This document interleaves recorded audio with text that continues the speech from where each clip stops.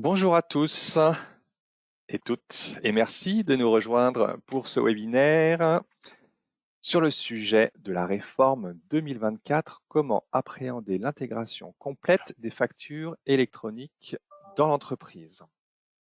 Donc nous sommes ensemble pour environ 45 à 50 minutes, une présentation sur ce sujet suivie d'une séance de questions-réponses.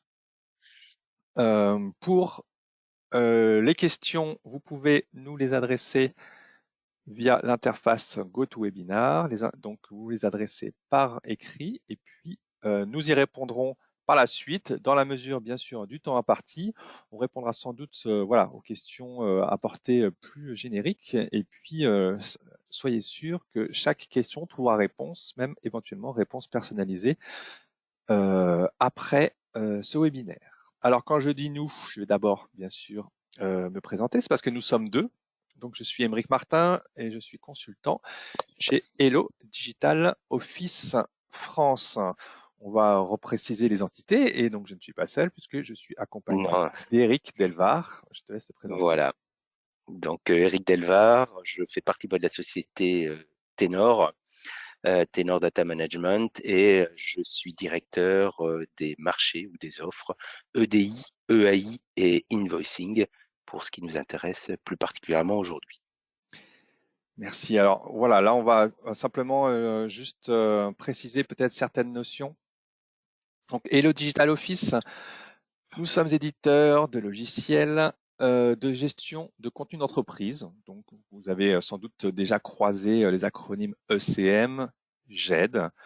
Donc, sur cette base, donc sur ce moteur GED Workflow, nous proposons différentes business solutions qui ont trait à différents métiers, différentes activités de l'entreprise, dont bien sûr la dématérialisation de factures. Donc, Hello est une entreprise allemande qui a une présence mondiale et donc avec environ 820 employés dispatchés dans le monde et une certaine expérience puisque nous venons du classeur physique. Donc, l'entreprise Hello est le dérivé digitalisé d'une entreprise qui autrefois produisait donc des feuilles et des classeurs. Ténor maintenant.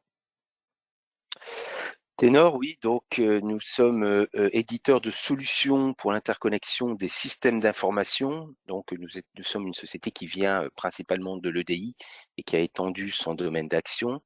Donc on l'a étendu à l'invoicing, on l'a étendu euh, également à toute la partie EAI. Alors EAI, vous pouvez aussi rapprocher de l'ETL ou de l'ESB, hein, c'est tout ce qui est échange de données interapplicatifs, donc à l'intérieur des entreprises, contrairement à l'EDI qui s'occupe des échanges de données entre entreprises différentes. Nous avons 33 ans d'expérience, plus de 2400 clients actifs dans 55 pays. Nous avons 85 experts aujourd'hui répartis dans 3 agences en France, Lyon où est le siège social, Paris, Nantes et une agence qui s'occupe de notre support HNO à Tunis. Nos solutions aujourd'hui sont utilisées, alors on n'a pas 10 000 clients, hein, on a 2400 clients, mais par contre elles sont utilisées où elles permettent d'interconnecter plus de 10 000 partenaires. Donc, on intervient aujourd'hui, on vous présentera un petit peu ce qu'il en est comme partenaire d'Elo sur une partie de la facture électronique ou de l'offre qu'on va devoir mettre en place puisque on a décidé auprès de la DGFiP d'être ce qu'on appelle PDP et vous verrez ce que ça implique et ce que ça signifie un peu plus tard. Voilà, et tu fais bien de rappeler ça parce que j'ai oublié de préciser qu'effectivement Hello Digital Office, nous nous positionnons plutôt sur le marché en tant qu'opérateur de dématérialisation. Donc ces notions vont être explicitées. Peut-être simplement dire pourquoi nous sommes ces deux entreprises à vous proposer ce webinaire. C'est que nous avons, on va dire, des vues complémentaires du marché. Donc Hello sur le traitement dématérialisé des factures, donc les processus d'approbation, le fait de traiter de manière efficace les factures papier, les factures PDF, qui vont perdurer, on va le voir. Et puis Ténor, bien sûr, eux qui viennent de l'EDI et donc des échanges de données informatisées avec un certain degré d'automatisation. Et puis, l'apport aussi, l'intérêt de Ténor, c'est effectivement le fait que la société soit inscrite dans de nombreux groupes de travail. Voilà, donc on vous a cité les principaux, vous en connaissez certainement, donc GS1 Global Supplier One, donc qui s'occupe de tout ce qui est normalisation au sein de l'industrie en général, qui vient même du retail, grande distribution, mais qui va aussi couvrir par exemple le bricolage et plein d'autres secteurs. Nous sommes membres actifs dans plusieurs groupes de travail et surtout notre solution de dématérialisation, notre solution de facture électronique est certifiée par GS1 et nous sommes aussi en cours, on verra un peu plus tard, de certification sur notre gestion de la facture X. Nous sommes membres du Forum national de la facture électronique, nous participons à 2 groupes de travail. Le GT sur l'article 153, qui est, on va dire, l'article qui a lancé la facture électronique et qui explique à tout le monde, à tous les participants à ce groupe de travail, comment on va fonctionner ensemble, et ainsi que sur l'interopérabilité des plateformes, comment les plateformes partenaires vont pouvoir travailler ensemble et échanger des messages. Nous sommes aussi membres de la DGFIP, où là aussi on fait partie d'un groupe de travail sur les plateformes partenaires, et d'autres organisations. Je suis expert au groupe de travail facture électronique auprès d'AgroEDI, qui a d'ailleurs lancé officiellement ses travaux hier. Membre effectivement de Galia dans le domaine de l'automobile, sur la connaissance de notre supply chain, la formation de l'EDI automobile, et au niveau supérieur, c'est-à-dire au niveau européen, membre actif également d'ODET, ODET étant l'association européenne qui va regrouper des organismes tels que Galia ou le VDA allemand, ou ODET UK.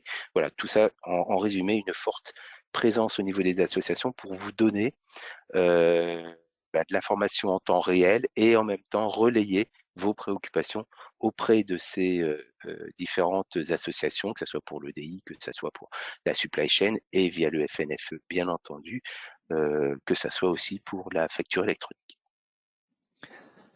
Donc l'agenda de ce webinaire, effectivement, on va profiter de la présence d'Eric pour faire un rappel succinct de la réglementation sur ce qui nous attend en termes de facture électronique. Et puis, avec notre vision complémentaire, effectivement, on va faire un tour d'horizon des flux factures de l'entreprise, qu'ils soient entrants ou sortants. Enfin, on se posera la question, effectivement, de la pertinence du choix d'une plateforme partenaire de dématérialisation. Donc, c'est ce que Eric tout à l'heure synthétisait sous le terme PDP, ou bien le portail public de facturation. Tous ces termes vont vous être expliqués dans le rappel succinct de la réglementation qu'Eric va mener.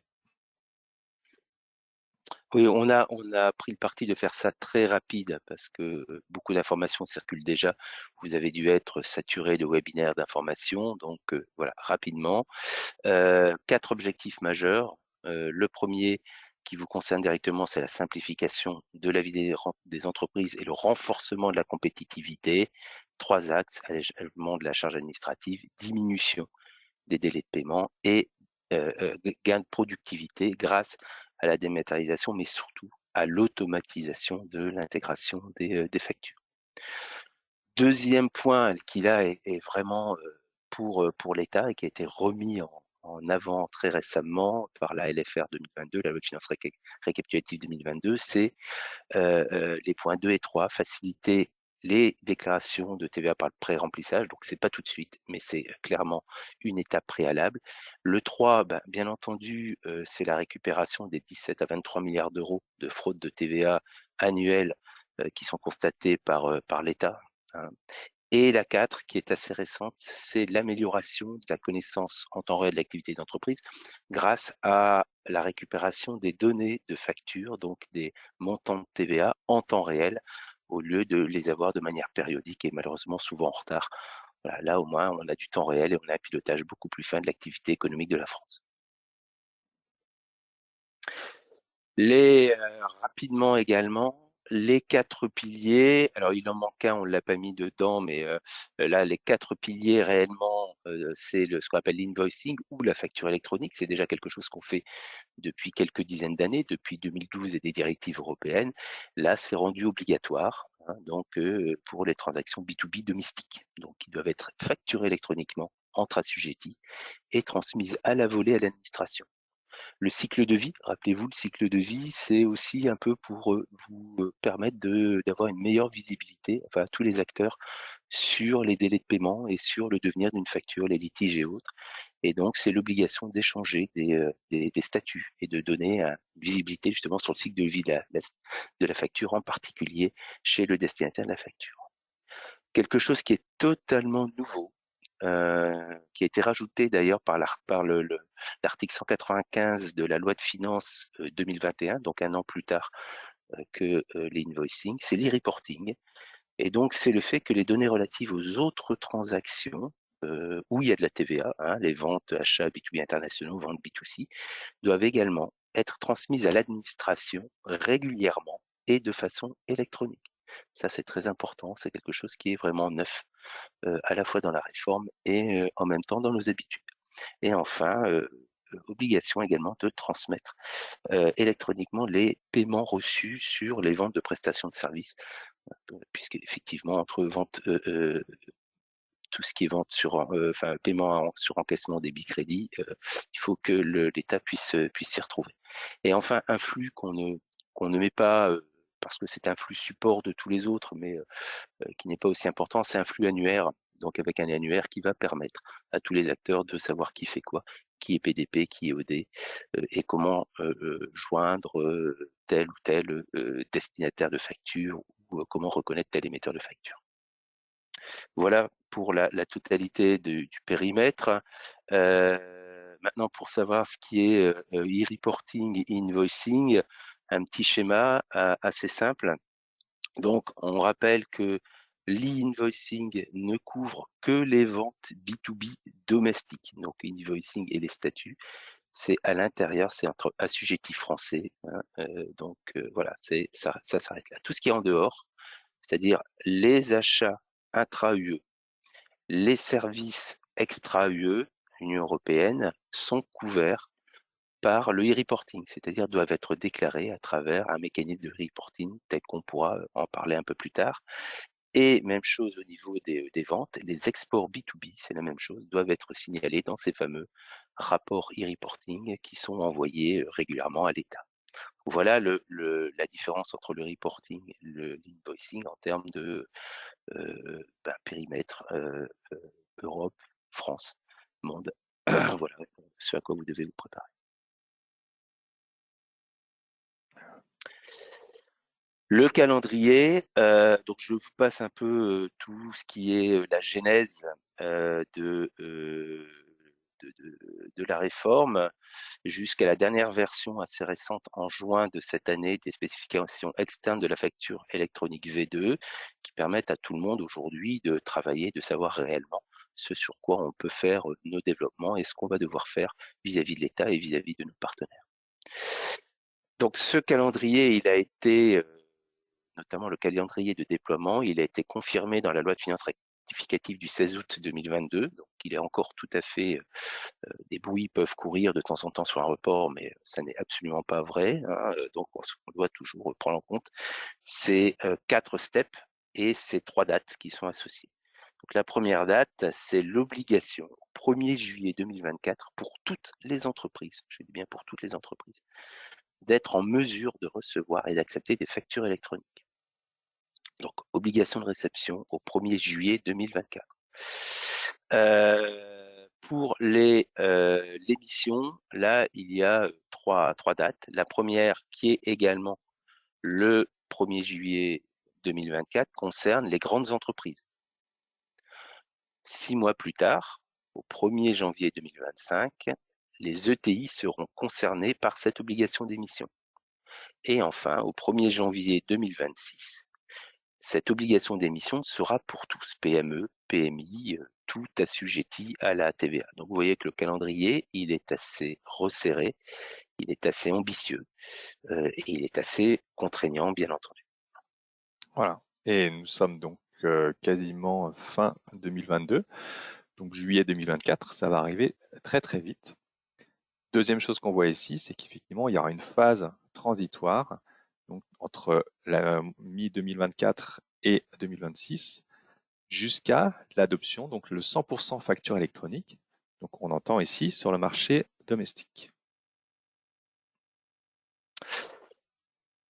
Alors, pour mettre tout ça en musique, il y a eu pas mal de réflexions donc pendant notamment 2020-2021. Vous voyez contre l'idée qui a été émise pour la loi de finances 2020 et les spécifications externes et l'ordonnance de 2021, il y a eu un an pendant lequel la Direction générale des finances publiques, la IFE et un certain nombre d'acteurs se sont posé la question de comment on allait justement rendre la facture électronique obligatoire, quel modèle on allait suivre. On n'est pas les premiers dans le monde, ni en Europe d'ailleurs, à mettre en place un système de facturation électronique obligatoire, ni de contrôle continu des transactions. D'autres l'ont fait avant nous, notamment l'Italie.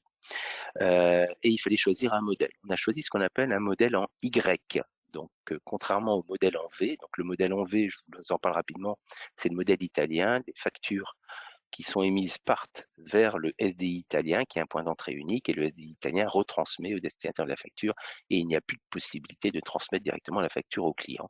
Donc, il y a une prévalidation de la facture, et c'est le SDI italien qui fait tout. Voilà. Ce modèle n'a pas été choisi par la France. Pourquoi? Parce qu'on a déjà plusieurs centaines ou millions de factures électroniques qui circulent suivant les modalités des directives européennes 2012-2014 et de la transposition dans l'article 289 du CGI. Donc déjà des entreprises, plusieurs centaines, milliers d'entreprises qui font de la facture électronique, et l'État n'a pas voulu casser cet écosystème et a essayé de trouver un schéma qui permette de garder les flux de factures existants tout en y collant ses propres besoins. Et là, on arrive à l'architecture en Y, où on a trois acteurs principaux. On a au centre, à tout seigneur, tout honneur, le portail public de facturation, qui est l'endroit où vont se déverser l'ensemble des informations avant, pour être mâchées, pré-mâchées, avant de les transmettre à l'administration fiscale. Et alors je parle effectivement de trois acteurs, mais vous avez en plus, bien entendu, les fournisseurs et les acheteurs.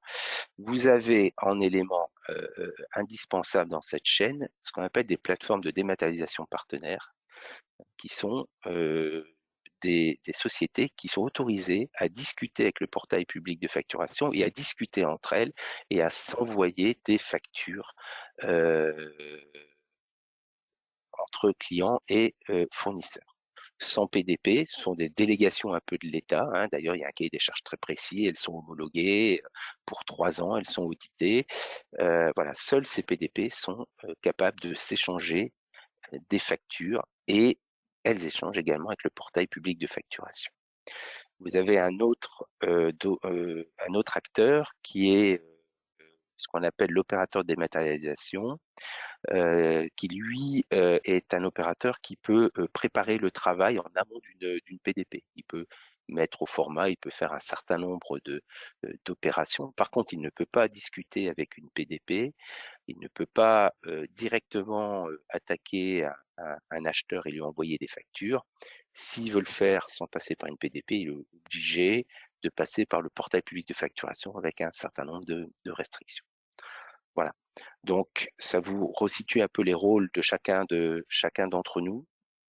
On a besoin généralement, donc un fournisseur, sauf s'il a un ERP qui est capable de mettre au format, a généralement besoin d'un ED pour le faire, et derrière un ED aura généralement besoin d'une PDP pour transmettre une facture à une autre PDP et à un acheteur. Très bien. Donc, effectivement, les PDP vont entre autres permettre aux gros faiseurs qui pratiquaient déjà le DI avant la réforme de continuer à utiliser un tel format, là que le chantier est déjà suffisamment important pour les entreprises pour ne pas en plus imposer donc à certaines le fait de modifier le format d'échange. Donc c'est aussi une des raisons qui a effectivement justifié le choix et le chemin horizontal que vous voyez tout en haut. Ce schéma, il nous parle à nous effectivement parce que nous sommes acteurs du marché et que nous proposons des solutions donc à vous, entreprises. On a souhaité effectivement le recentrer sur l'entreprise pour annoncer, déjà pour que vous puissiez plus facilement vous projeter, et puis pour annoncer effectivement les développements suivants dans notre présentation.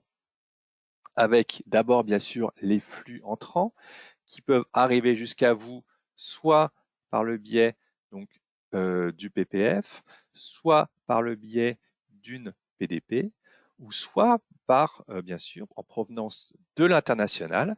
Et à ce moment-là, ces échanges ne sont pas régis par la loi, donc ils vont aller éventuellement vers votre portail, donc PDP, si vous aviez déjà effectivement, c'était déjà un chemin qui était connecté, ou éventuellement le fournisseur international peut continuer à vous envoyer des factures PDF, voire papier. Enfin, sur la partie sortante, on retrouve effectivement le même embranchement avec à l'émission d'une facture en direction du PPF, d'une PDP ou bien, pareil, d'une entreprise internationale. Et pour les deux chemins du haut, c'est effectivement l'annuaire qui va servir à d'aiguillage pour savoir comment joindre l'entreprise que vous facturez. Dans l'entreprise, oui, Eric. Je rajouterais simplement que en plus du fournisseur international, comme il a été précisé tout à l'heure, il y aura aussi la possibilité, enfin il faut aussi considérer ce schéma comme étant valable pendant la période de transition 2024-2026, où certains fournisseurs français seront toujours en mesure et seront toujours autorisés à vous envoyer du papier, du PDF, et à partir du moment où ils ne rentrent pas dans le périmètre de la facture électronique parce qu'ils ne sont pas concernés par le planning de taille.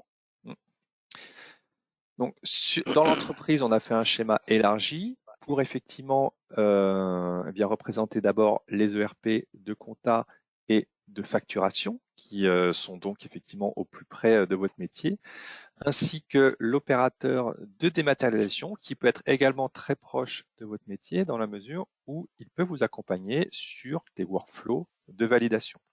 Donc tout ce petit monde, le PDP, l'ERP et l'opérateur de dématérialisation vont communiquer entre eux pour s'échanger des données, bien sûr relatives aux factures, et puis les données relatives à leur avancement. Si on commence par la réception, alors on commence par la réception, puisque vous l'avez compris avec le calendrier donné par Eric, en 2024, en juillet 2024, tout le monde doit être en mesure de réceptionner des factures sur format électronique. Donc, dans notre tour d'horizon, on commence par déjà passer en revue les flux électroniques. Eric, je te laisse. Oui, donc en fait, on pourra recevoir des flux EDI domestiques au format pivot, donc, mais également des flux domestiques hors format.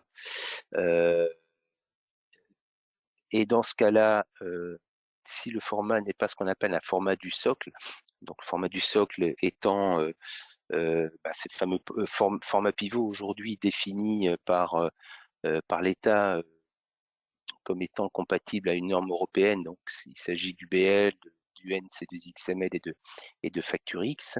Donc tout ce qui est flux domestique format pivot sera géré par le portail public de facturation et pourra directement effectivement être échangé avec ce portail public de facturation et être reçu du portail public de facturation. À l'inverse, les flux domestiques hors format là devront passer par une PDP puisqu'ils ne seront pas reconnus, ils ne seront pas dans le socle, ils ne seront pas reconnus et ne seront pas gérés par le portail public de facturation et devront être systématiquement devront passer systématiquement par une PDP.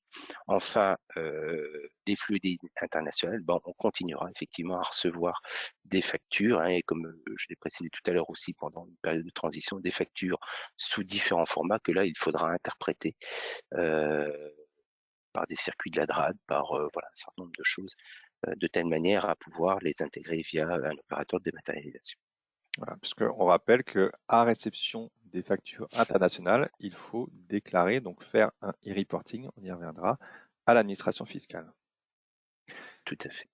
Sur le résidu, alors effectivement, quand je parle de résidu, je parle des flux entrants papier, et oui, il en restera sans doute, et des fichiers PDF qui peuvent vous être transmis par email ou bien mis à disposition par un portail. Donc ça concerne l'international, ça concerne bien la phase transitoire, c'est-à-dire en provenance des ETI et des PME. Alors, si vous posez la question de comment traiter ces flux, eh bien, les solutions, en fait, sont celles qui existent déjà aujourd'hui sur le marché, puisque c'est comme ça qu'on fonctionne beaucoup, donc hors EDI aujourd'hui, avec un apport multicanal, donc avec numérisation, import automatique d'email, rapatriement automatique depuis des portails, la fameuse LAD qui consiste à interpréter les données de la facture en détectant automatiquement effectivement les zones et les index qui vont bien. Lorsqu'il s'agira de factures, effectivement de telles factures, il se pourra, puisqu'on sera donc en dehors du schéma Y, il se pourra que vous deviez enrichir la facture d'informations qui sont exigées par l'administration. Donc ça, c'est une phase effectivement qui se passera à ce moment-là pour ensuite générer les reporting au format et bien sûr, comme je disais tout à l'heure, communiquer les informations au logiciel de comptabilité. Maintenant, on a parlé tout à l'heure rapidement des statuts. Il faut savoir que la réglementation en prévoit un certain nombre qui sont obligatoires. Donc ici, on s'est concentré sur la réception, donc avec simplement 3 statuts: rejetés, refusés ou une facture qui serait encaissée. Mais il y a également des statuts qui sont recommandés. Donc, vous voyez que la colonne de gauche ici se complète. Donc ça veut dire qu'on sent que voilà, déjà, ça vous aide à avoir une vue sur la progression de la facture. Et vous pouvez même avoir, comme il est probable que vous ayez besoin, une vue plus fine avec un processus d'approbation tel que vous l'appliquez aujourd'hui. Est-ce que lorsque je reçois une facture, voilà, c'est le service responsable ou l'acheteur qui la valide? Est-ce que on la valide globalement? Est-ce qu'on souhaite la faire circuler entre plusieurs personnes selon effectivement sa composition? Est-ce que pourquoi pas on implique le management ou telle personne quand par exemple, je ne sais pas, voilà, tel montant est dépassé? Donc ça, ce sont des processus d'approbation qui vont forcément perdurer par la suite. Donc effectivement, ce besoin, on l'adresse aujourd'hui avec des solutions qui sont capables de modéliser des workflows. Et ce versant du projet, vous pouvez vraiment l'entreprendre dès maintenant, puisque 2024, ça va arriver vite. Et on vous préconise bien sûr de faire les chantiers progressivement plutôt que tout d'un coup dans l'urgence. Donc, de quoi on parle quand on parle d'une solution? Ça veut dire qu'en arrière-plan, eh bien, on vient modéliser un workflow.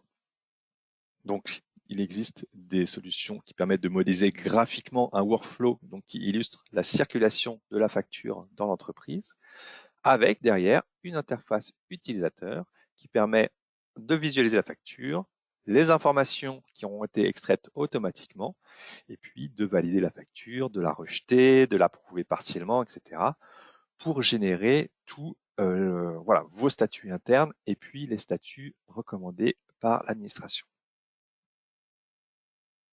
Et maintenant, on parle d'émissions. Donc là, on change de sens, on change de vue, on parle de facture de vente et on revient donc notamment sur les flux électroniques. Là, effectivement, on aura, vous êtes dans une communauté aujourd'hui qui fait déjà de la facture électronique dans l'agro, dans l'automobile, dans la grande distribution.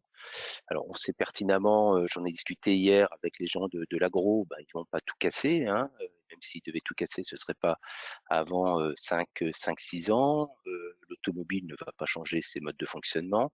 La grande distribution a plusieurs centaines de milliers de fournisseurs avec lesquels ils font déjà de la facture et ils vont pas non plus se relancer dans les projets de déploiement, donc ils vont continuer certainement à demander des échanges de factures en EDIFACT. Et donc là, on est typiquement dans les flux domestiques hors format et il faudra passer par une PDP, comme aujourd'hui en fait, hein. La seule différence qu'on aura, c'est que en parallèle de l'émission de la facture EDIFACT, par exemple, vers Carrefour, Leroy Merlin ou Stellantis, on enverra une copie de cette facture, ou plutôt un extract de cette facture sous format du socle au portail public de facturation. Voilà, mais donc via l'intermédiaire d'une PDP. Par contre, pour la facturation vers l'étranger, la facturation vers l'étranger, il y aura plusieurs cas. Il y aura, pour l'Italie, ce sera de l'électronique. L'Espagne vient d'annoncer aussi le passage électronique. Vous avez des pays comme la Pologne, la Hongrie qui s'y mettent, et vous aurez aussi un tas de comment dire, de pays qui continueront à faire du papier. Et là, il vous faudra recourir à un opérateur, effectivement, ou une PDP, déjà pour envoyer, matérialiser vos documents et envoyer vos PDF, vos factures comme aujourd'hui, mais également pour alimenter le e-reporting. Il y aura cette opération en plus qui sera effectivement à considérer. Pour Voilà, donner, donc un circuit, voilà, un circuit qui va quand même être assez proche de ce qui est fait aujourd'hui, mais avec quand même quelque chose supplémentaire qu'il ne faudra pas oublier. pour donner un élément de contexte, au niveau mondial, c'est vraiment une tendance de fond dans tous les pays, quelles que soient les régions, d'aller vers effectivement les échanges de données informatiques. Et donc tous les pays sont en train de monter en puissance. Alors la France est pas du tout parmi les premiers, mais en tout cas, voilà, c'est vraiment une tendance globale. Et donc à l'avenir, il y aura forcément des communications entre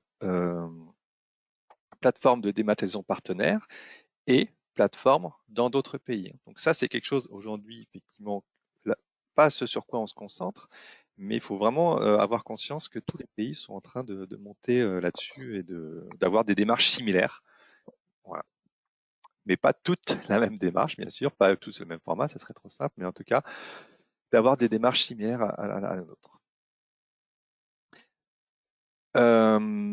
Oui, alors autre pan, effectivement, et autre sujet majeur de la réglementation, c'est l'ensemble des cas d'usage. Mm.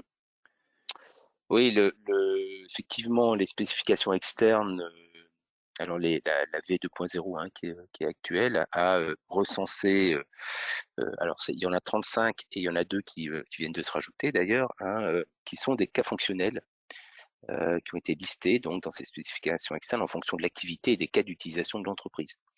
Il y en a énormément. Ça va de la facture, ce qu'on appelle mixte, avec des biens et des services. Ça va de la gestion des notes de frais. Ça va de la gestion de l'affacturage, la gestion des acomptes, la gestion des escomptes, l'autofacturation. Voilà, tous ces cas et bien d'autres, avec leur déclinaison, sont décrits dans les spécifications externes. Alors, sont décrits ainsi que les rôles des différents PDP, les flux qui sont associés à l'ensemble de ces cas, de telle manière à ce que à la fois les éditeurs, les comptables, mais également les opérateurs de dématérialisation et les PDP puissent prendre en compte ces cas et les flux associés.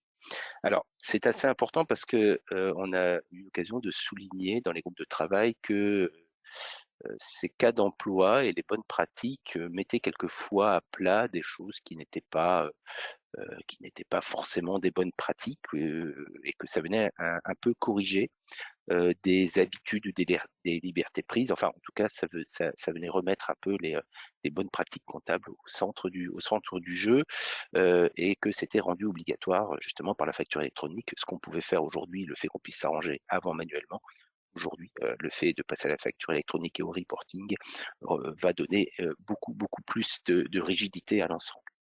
Donc, euh,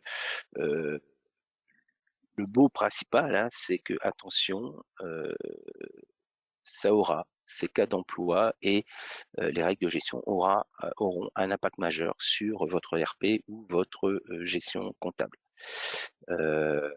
Voilà. L'autre message, c'est qu'aujourd'hui, effectivement, il y en avait 35 au mois de juin, il y en a 37 maintenant. Ça risque d'être enrichi au fur et à mesure des groupes de travail éditeurs qui sont encore en place à la FNFE, des groupes de travail avec les affactureurs. Voilà, il y a beaucoup d'autres professions qui se joignent et c'est quelque chose qui est amené à s'enrichir et à grossir. Parce que la réalité est bien sûr, votre réalité est bien sûr bien plus complexe que la simple réception ou émission de facture.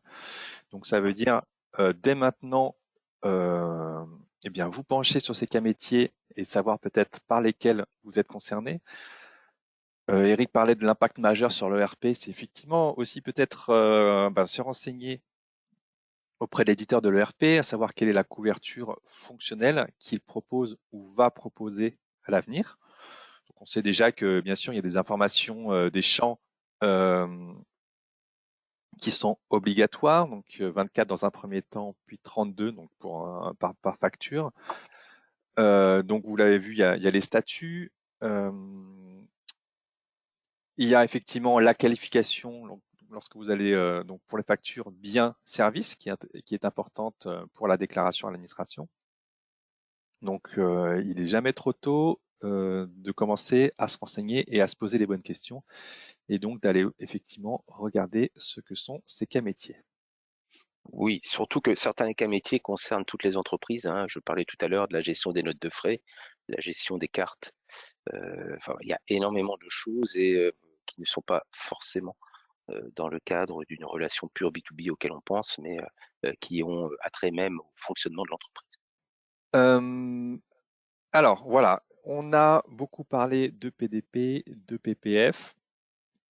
La question, effectivement, pour une entreprise que vous vous posez légitimement, c'est est-ce que je peux me contenter d'émettre et de communiquer avec le portail public de facturation, ou bien que peut m'apporter, ou qu'est-ce qui ferait qu'effectivement une plateforme de dématérialisation partenaire serait bénéfique pour moi entreprise. Donc c'est quelques idées, quelques aspects qu'on voulait effectivement citer ici pour éclairer votre choix.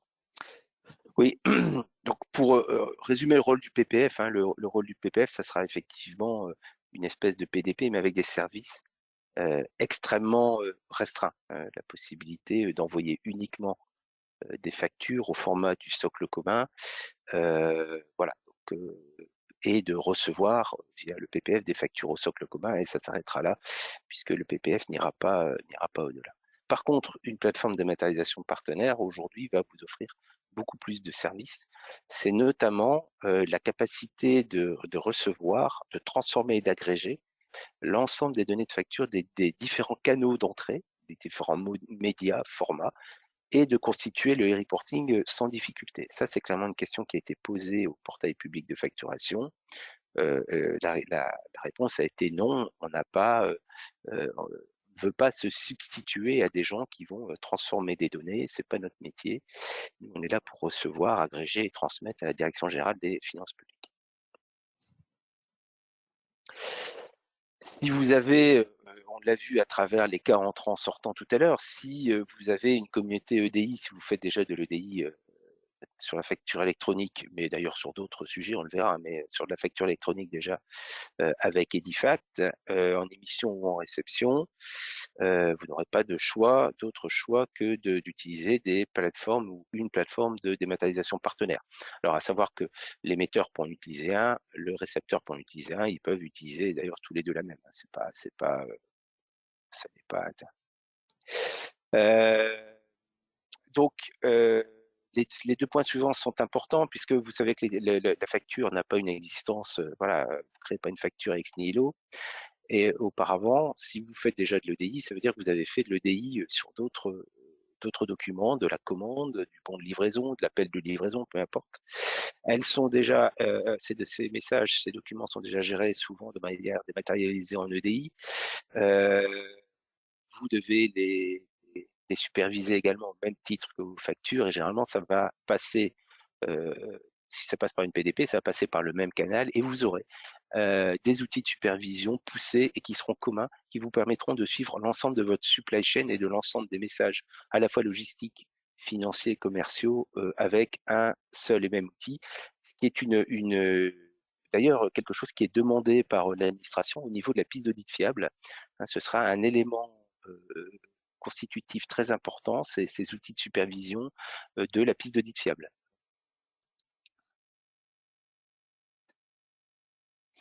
Voilà un exemple. Ça, c'est un exemple de notre outil qui s'appelle MyHub. Et vous voyez sur un même écran, vous avez l'appel de livraison, la facture, la commande, vous avez le bordereau de livraison, et donc vous pouvez suivre un flux voilà, si demain un inspecteur de la DGFiP vous dit, bon, voilà, vous avez reçu une facture, ok, la facture est bonne, vous pouvez me la sortir, mais est-ce que vous pouvez me remonter, me dire d'où vient la facture? Ben, vous pouvez sortir le BL. Le BL, vous pouvez sortir la commande, vous pouvez même sortir derrière un appel d'offres. Enfin bon, on peut remonter extrêmement loin et tout ça à travers une seule plateforme, un seul outil qui va vous permettre de monitorer l'ensemble de vos flux EDI, dont la facture fera partie, que ça soit sa composante Edifact ou sa composante UBL C2I XML envoyée par l'État, envoyée à l'État. Euh, donc, même chose, la PDP pourra pallier des éventuelles défaillances et manques de votre ERP.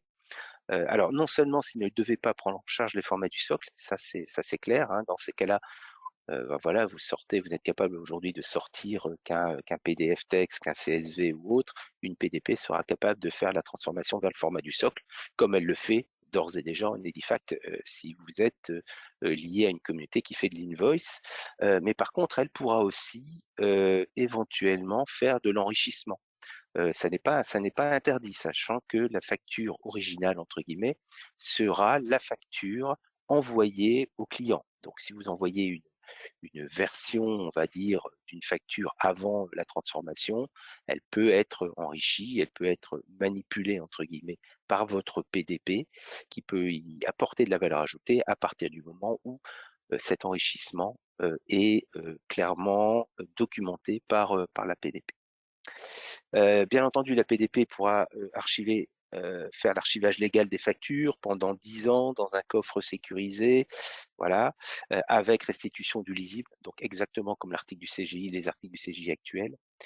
Et enfin, dernier point, mais pas le moindre, vous bénéficierez des performances d'une infrastructure dimensionnée pour vos besoins. Alors, pourquoi on a mis ça? Parce que une des inquiétudes aujourd'hui du PPF, c'est de dire, oh là là, beaucoup de TI, de PME vont passer par le PPF directement. Et comment est-ce qu'on va faire? Est-ce qu'on va pas se retrouver submergé? Est-ce qu'on n'a pas poussé un peu trop loin l'architecture en Y? Et est-ce qu'on l'a pas trop rapproché de l'architecture en V en mettant trop de contraintes sur les PDP, trop de responsabilités sur les PDP et décourageant justement les sociétés à partir en PDP, ce qui nous obligerait, nous, PPF, à gérer beaucoup plus de flux.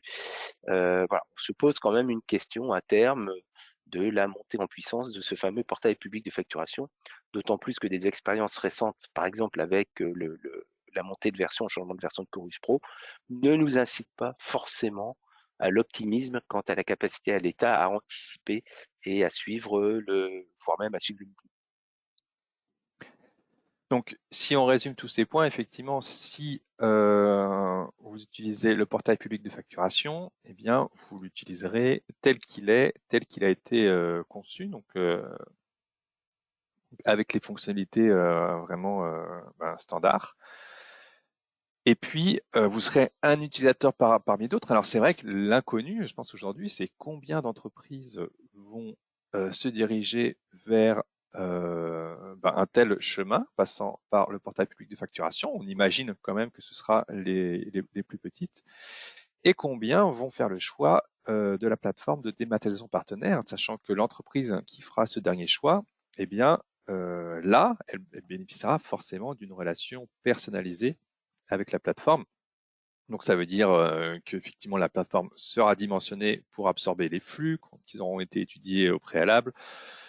En termes de fonctionnalité, eh bien effectivement il y aura une couverture fonctionnelle plus étendue et peut-être plus spécifique. Donc voilà, c'est en gros effectivement les différences d'approche et ce qui peut alimenter votre réflexion pour le choix que vous aurez donc à faire. Alors d'ailleurs, Eric, le choix, il est, j'imagine, pas irrévocable. Non, non, non, on peut changer de PDP. Voilà, ça n'est pas un problème. Il suffit simplement de le déclarer à l'administration de modifier l'annuaire. Il y a tout un principe justement de modification de l'annuaire qui fait que ce choix effectivement n'est pas irrévocable. Il y a obligation de transmettre les factures archivées. Donc ça a été effectivement prévu euh, par, par les textes. En cas de défaillance de PDP, c'est le portail public de facturation qui reprend, on va dire, la main et qui devient PDP par défaut. Donc il n'y a aucune raison et aucune chance de perdre le lien avec l'administration fiscale. Tout est correctement câblé, prévu. Nous, nous voici rassurés. Donc nous sommes arrivés à la fin de cette présentation. Ce que je vous propose, c'est de passer à la phase de questions-réponses. Donc, on m'en a transmis certaines pendant la présentation, donc que je vais t'adresser, ou que je vais nous poser. Simplement, ce que je voulais dire, vous avez ici bien sûr nos contacts si vous souhaitez nous contacter, sachant qu'il y aura bien sûr donc un mail qui suivra cette diffusion donc à tous, toutes les personnes qui auront assisté et également aux absents, pour donner nos coordonnées, distribuer bien sûr la présentation, communiquer le replay de ce webinaire et même peut-être rappeler les rendez-vous qui suivent. Donc, Hello comme Ténor, nous serons présents au salon Solutions, donc les 11 et 12 octobre à Paris, porte de Versailles. Nous conduirons un atelier commun donc, qui sera globalement le même que celui-ci. Donc, si vous l'avez vu, vous n'avez pas forcément nécessité de venir, sauf si vous voulez bien sûr nous rencontrer. Nous serons sur nos stands. Et puis, Eric, tu seras, toi, à la conférence inaugurale du salon. Voilà, une table ronde d'une heure où on va aborder les sujets de la dématérialisation et de l'intégration en 2023. Voilà. Et puis, eh bien, dès demain, tiens, d'ailleurs, c'est ce 29 septembre, excusez-moi, il y a une coquille, tu m'amènes un autre webinaire où, cette fois-ci, les aspects réglementaires seront davantage creusés et approfondis que nous avons pu le faire ici. Oui, tout à fait. Voilà, je reviens effectivement à cette slide. Alors, les questions que j'ai reçues, effectivement, une personne qui nous demande des précisions effectivement sur l'enrichissement, ce que j'ai appelé tout à l'heure l'enrichissement des factures. Et qu'est-ce qui se passe si demain on reçoit une facture sur laquelle il manque des champs? Donc on pense notamment à une facture de l'international ou une facture d'une PME. Alors, comme je l'ai peut-être pas expliqué assez clairement, Eric, peut-être je te laisse. Alors oui, il y a plusieurs cas. Le sujet d'ailleurs a été évoqué auprès du FNFE dans une réunion récente le 6 septembre. Donc s'il s'agit d'une facture PME, donc ce cas ne pourra être rencontré que de 2024, on va dire, à 2026, puisqu'après, la PME devra passer par un OD, une PDP euh, avec le PPF et que les factures non conformes ou les données qui sont manquantes ne passeront plus. D'accord. Donc, voilà, après 2026, on n'aura plus cette problématique pour les factures françaises. En attendant, effectivement, pour les factures avant 2026 qui pourraient avoir des données manquantes, ce sera l'entreprise qui reçoit la facture et qui doit faire son e-reporting. Alors, petite précision, 2024-2026, si le fournisseur émet en papier, vous n'avez pas à faire de reporting sur ce fournisseur. Oui. D'accord. Donc ça, si le fournisseur n'est pas dans le scope, le périmètre, il n'est pas dans le scope du reporting ni de l'invoicing. Donc là, vous n'êtes pas concerné. Donc en France, ça ne devrait pas arriver. Avant, vous n'avez rien à faire. Après, de toute manière, lui sera obligé d'être conforme. Donc ça ne pourra se passer que pour les factures internationales. Alors, vous avez deux cas. Vous avez le cas des factures européennes. En théorie, depuis 2012 et 2014, vous ne devriez pas avoir de données manquantes puisque la réforme s'appuie sur ces deux directives européennes qui portaient sur l'harmonisation à la fois de la TVA et du contenu de la facture. Donc ça, c'est la théorie. En pratique, il peut y avoir quelques différences. Et dans ce cas-là, ce sera à vous, effectivement, de trouver un moyen avec des référentiels ou à demander à votre PDP de faire des calculs, je sais quoi, pour arriver à générer les données qui vont bien. Voilà. Et cette réponse est d'autant plus valable pour les factures que vous allez recevoir d'autres pays que la communauté européenne, là, qui n'obéissent à aucune règle particulière, et les données peuvent effectivement être beaucoup plus exotiques. Là encore, il faudra faire en sorte de produire vous-même, donc que ce soit l'éditeur de l'ERP, l'opérateur de dématérialisation ou la PDP, un fichier avec les données nécessaires dans le e-reporting. Il n'y en a pas énormément non plus, hein. Je crois que la plupart se situent dans les factures qu'on reçoit même d'un peu partout. Mais il se peut qu'effectivement, il y ait des données manquantes. Là, il faudra faire en sorte de les enrichir. Autre question, on nous interroge aussi, alors sur la partie calendrier, une question qui s'inquiète d'une éventuelle phase de test, ou bien est-ce que ça sera vraiment Big Bang, en tout cas à l'émission au 1er juillet 2024? Alors, ce sera Big Bang, sachant qu'il y aura une phase de test pour la plateforme.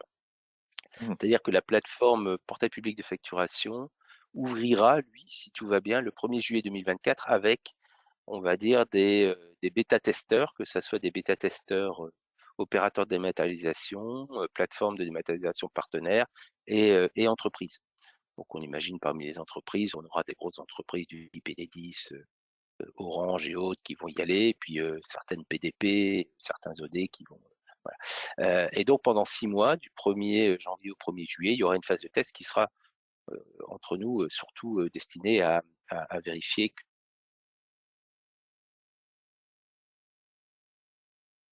le portail public de facturation tient le coup et qu'il est capable de gérer l'ensemble des fonctionnalités, voire que les sociétés qui lui sont connectées ont bien compris la manœuvre et qu'il n'y a pas de gros bugs ou de grosses impossibilités au niveau des flux qui ont été designés. Par contre, rien n'est prévu quand vous entrez entre guillemets en dématérialisation. Là, c'est effectivement un big bang. D'accord. D'où la nécessité de travailler en amont Oui, et de faire déjà des tests en interne et de pas s'y prendre le jour J en disant pouf, allez, ça y est, j'ai choisi ma PDP, je tourne le bouton. Oui, certes, votre PDP, il y a des chances qu'elle soit prête, puisque de toute façon, elle aura dû se faire immatriculer en septembre 2023 et elle aura eu déjà un tampon de l'État au moins sur le cahier des charges qu'on leur a présenté. Par contre, vous, il faudra que vous soyez prêts au niveau de la gestion des données, au niveau des choses, du cycle de vie et des statuts, au niveau du reporting. Voilà, puisqu'il y a des choses qui sont à faire par les PDP, les OD, mais aussi pas mal de choses qui sont à faire dans les entreprises, euh, dans les systèmes d'information. Ça, il ne faut absolument pas l'oublier. d'accord. Allez, il est 53, on prend une dernière petite question et puis on refermera la séance. En fait, on nous interroge sur... alors si je reformule la question, c'est vrai que jusqu'à présent, ce qui caractérisait une facture électronique, c'était le fait eh bien, que le fichier soit porteur d'une signature électronique. On peut, je complète en disant qu'effectivement, il y avait aussi la voie, la possibilité d'une piste d'audit fiable.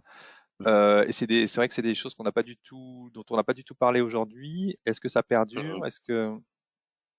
Non, non, non. Enfin, rien ne change en fait, sauf que là, j'ai entendu parler de deux des trois voies. J'ai entendu parler de la piste d'audit fiable, de la signature électronique. Il ne faut pas oublier qu'il y avait la première voie qui était l'EDI. Hmm. Aujourd'hui, clairement, c'est cette voie qui a été choisie par l'État, puisqu'on envoie via des médias EDI, via des liens EDI, on va envoyer des fichiers XML, qui soient en UBL, C2XML ou même des factures X, à la plateforme publique de facturation, et les liens entre PDP se font par EDI. Donc aujourd'hui, la signature électronique, il sera toujours possible de signer un facture X, il n'y a aucun souci. Et si demain, par exemple, Enedis continue à vous demander de recevoir des factures X et de les signer, ça ne changera rien. Par contre, clairement, c'est le coup de boost de la voie a été mis sur l'EDI. Il faut savoir qu'en termes de justement ces aspects, les grands principes de l'EDI et les trois voies ne sont absolument pas remis en cause par la loi. Donc les articles 289 du CGI restent valables. Il y a des articles qui ont été ajoutés suite à l'ordonnance de 2021, qui sont le 289 bis, le 290 et le 290A, qui viennent rajouter des précisions, mais qui ne viennent pas remettre en cause les possibilités pour faire de la facture électronique, à savoir l'EDI, la signature RGS 2 étoiles, hein, de deuxième niveau, et la piste d'audit fiable. Ça n'est pas remis en cause, c'est absolument indispensable de le garder en tête. Donc aujourd'hui, oui, vous pourrez continuer à faire de la facture signée si votre partenaire le veut. L'État ne le demandera pas, hein. L'État demandera au PDP simplement d'envoyer en AS2 ou en SFTP un UBL ou un C2XML. Mais encore une fois, hein, si aujourd'hui Enedis vous demande une facture X avec RGS 2 étoiles, vous pourrez continuer à l'envoyer. Vous pourrez l'envoyer même à l'étranger. Il faut savoir que pour l'entreprise qui reçoit une facture, c'est elle-même qui choisit à quel format elle veut le recevoir. Donc les notions d'émission et de réception, en tout cas sur le domestique, enfin les formats, les notions peuvent être découplées, sauf bien sûr deux entreprises qui communiquent avec de l'EDI. Donc on va s'arrêter là avant que la cloche de midi sonne. J'espère que vous avez appris des choses pendant ce webinaire. Donc, ça s'est vu dans nos échanges avec Eric. On a effectivement deux regards complémentaires sur le marché. Vous voyez, Eric, qui connaît très bien la partie EDI, la partie e-facture, bien sûr, de manière générale. Et on l'a vu sur une question, effectivement, selon les entreprises, on peut avoir en vue une seule voie ou une manière de fonctionner. Il faut vraiment prendre conscience que en 2024, c'est une révolution, hein, parce que ça va vraiment tout changer. On sera en 2026 au 100% facture électronique sur le domestique. Donc, bien sûr, si vous avez des questions complémentaires, contactez-nous. Entamez votre réflexion. On peut se parler prochainement au Salon Solutions dans 6 mois, lorsque effectivement, vous aurez avancé dans la réflexion. En tout cas, merci à vous. Merci Eric d'avoir animé ce webinaire avec moi. Mais merci à tout le monde. Et puis, à très bientôt. Bonne journée à tous. Bonne journée à tous, au revoir. Au revoir.